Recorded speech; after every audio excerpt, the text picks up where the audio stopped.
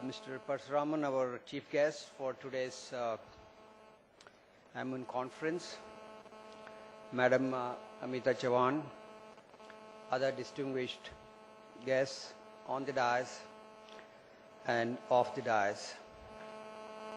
Let me say at the outset, I wasn't very much aware of this AIMUN movement until I got this call from colleagues at Amity, and then I tried to read up a bit thanks to the internet, and I'm indeed very surprised to know this kind of a movement that where large number of students coming in from various countries do discuss issues maybe sometimes we believe are perhaps beyond their scope, but I feel that these days no issue is beyond the scope of the younger generation.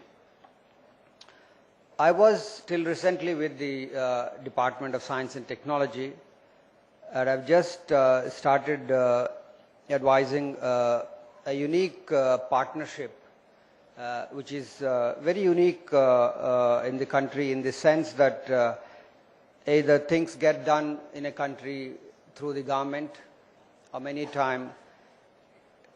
things get done through private sponsorships. But this is a public-private partnership in an area which is one of the major global issues, as a matter of fact, because I'm very glad to note that global issues are and will be debated during this conference. That is public health. I'm advising them, the Public Health Foundation of India, it's what it is called. It's a public-private partnership between the Health Ministry and a number of other international players, including WHO, Bill and Melinda Gates Foundation, and Wellcome Trust in UK.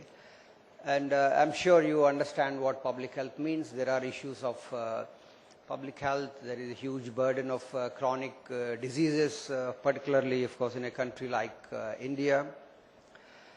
And let me also add other major issues along with public health, which many of the young student participants may like to address during this conference, which are equally serious issues.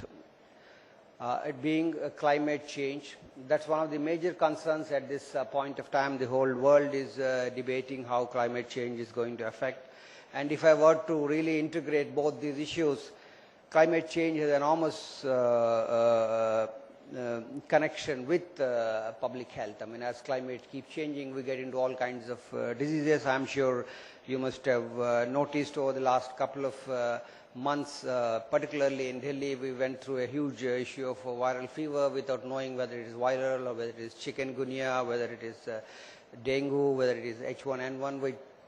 There are various problems that need to be tackled. Along with this, the entire field of environment and also the most important of all these elements is water in all forms, whether not necessarily drinking for various other purposes. These are all the kind of global issues, I think, that needs to be debated. I'm not saying that since this is a model United Nations event, you certainly need to discuss other matters of democratic form of governance, issues of politics, issues of security, issues of economics and things of that sort. And let me also just add, put on my hat as a science and technology for a while and say that there's a huge movement, what's called the International Science Olympiad movement. I know Amity has played a major role in the past in the subject of mathematics, and I'm just given to understand in the morning that there's likelihood of an Asian physics event sometime in 2012, and India has already organized the International Chemistry Olympiad some years back. So these are all events where participants from various countries come together, try to understand what the issues are in scientific subjects like chemistry, physics, mathematics, and biology. Biology is the latest addition to the Science Olympiad movement. And let me just briefly switch to the larger issues of where we are as a country. Certainly, India is rising at this point of time. But at the same time, if we keep comparing our development profile in any sector, in any field, whether it be education, whether it be science and technology, whether it be politics, whether it is economics, what have you, we seem to be lagging in comparison to other countries. Obviously, whenever I make a statement, the statement should be read in comparison to other countries. But there is one study which has just come out a couple of years back, which really gives you a great advantage. That is as follows. In most comparisons, generally India and China get compared. And of course, in science, I don't want to touch science today, but let me say in general, since there is a very large young student population here, the study says that the China's the young population by the year 2032 is going to average around 31 years or 32 years. That's what the study says. Whereas by the same year 2032, the India's young population is only going to average at 25.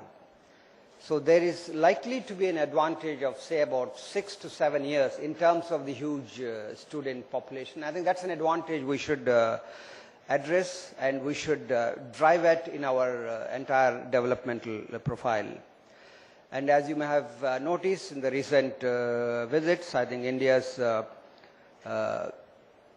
candidature for the UNSC has been somewhat strengthened. Hopefully statements are coming from very many countries that India should be on the permanent UNSC, and let's hope this will happen in the years to come. Before I close, let me give one suggestion I do want to give, not to the elders in the audience, but certainly to the young students who are in large numbers. You are the future of this country and the country you represent.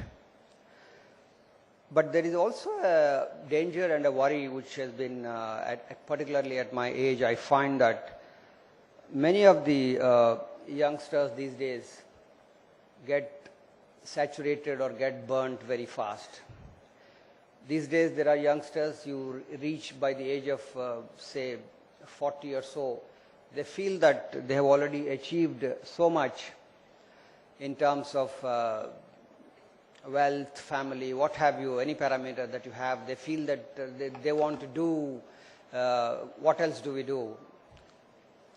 See, that's a huge challenge. I mean, you need to, see, there's always a saying that the world is going fast.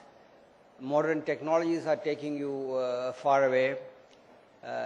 Today you can't perhaps live without a mobile, and the whole world has become a global village, and the information technology and communication technologies have taken you far away, maybe perhaps from realities. And I still believe there are people who keep saying that any presentations in modern technologies, you should always use your laptops and computers. But let me also give you instances where you have to be careful. You always need to keep your options open, because many times these technologies don't work when you really want them to work. I shouldn't be saying this now that I'm outside the government. I can well say this. During one of the presentations at the highest level in this government, the presentation did not open up. The presentation just did not open up on the system. So that's just to give you an example. That's at the highest level in the government. And just to give you a quote, many of the audience, particularly the Indian students, may be knowing Coffee with Karan. That's a program which comes on Indian TV. But let me, of course, the chief guest posed a riddle while he was talking, but I will give you just a message. This particular anecdote will give you a message. It's called Coffee and Me. This is a story about half a dozen young MBA graduates who I mentioned that who come up very hard way, come up very strong with the age group of 40. They have achieved a lot. They made a lot of money. They got everything they have, everything they want they have. So, but obviously they are saturated and frustrated. So they wanted to go back to their old teacher, science teacher, who was a South Indian teacher, and seek his advice. So they went to his house, and the teacher was very happy to see all his students, who were all his students. They said, why do you come here? What do you want? He says, we just need a piece of advice from you. The teacher said, okay, wait, I'll get you a cup of coffee. I'm sure you will enjoy a cup of coffee. So he brought nice South Indian coffee, and some of them in cups, paper cups, some of them in fabulously looking cups. So he said, take them, we'll chat over a cup of coffee. So all these smart MBA grads took the coffee, which had all those fabulous cups. They picked it up and they were sipping their coffee and they were discussing and chatting. So the teacher ended by saying, that's where your problem is. You wanted a good cup of coffee, but you went for that container, which was fabulously looking. But the content, which is the coffee, is more important, which was in the paper cup. So that's where your mindset is going. So you need to be very, very realistic and reality.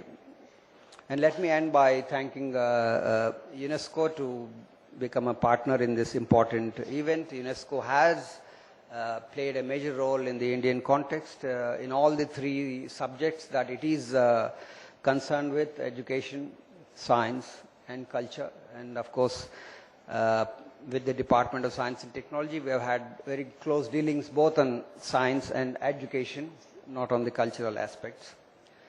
And let me also thank all the student delegates who are here. I hope I have not ruffled them by this anecdote we have just given. Please take it as it is said and try to learn from. And let me also thank Amity for having given me this opportunity to be here, and I wish this conference a major success. Thank you very much.